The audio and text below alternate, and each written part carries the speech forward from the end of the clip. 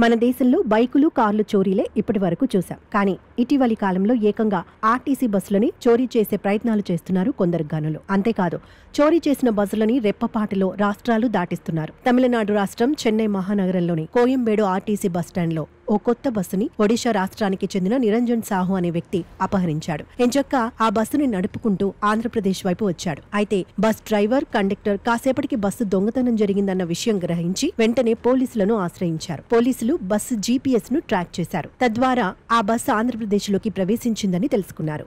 GPS ఆధారంగా బస్సును పట్టుకునేందుకు తమిళనాడు పోలీసులు రంగంలోకి దిగి శ్రీ పొట్టి శ్రీరాములు నెల్లూరు జిల్లా పోలీసులని అలర్ట్ చేశారు. ఆత్మకూరు వద్ద పోలీసులు, ఏపీఎస్ఆర్టీసీ అధికారులు, సిబ్బంది ఆ బస్సుని అడ్డుకున్నారు. చోరీ చేసిన నిరంజన్ సాహుని అదుపులోకి తీసుకున్నారు. బస్సుతో పాటు నిందితుడు నిరంజన్ సాహుని తమిళనాడు పోలీసులకు అప్పగించారు. పోయిందనుకున్న బస్సు కొద్ది గంటల్లోనే తిరిగి దొరకడంతో తమిళనాడు పోలీసులు, ఆర్టీసీ అధికారులు ఊపిరి పీల్చుకున్నారు. ఇక ఆర్టీసీ బస్సుతో పాటు నిందితుడిని పోలీసులు తమిళనాడుకు తీసుకెళ్లారు.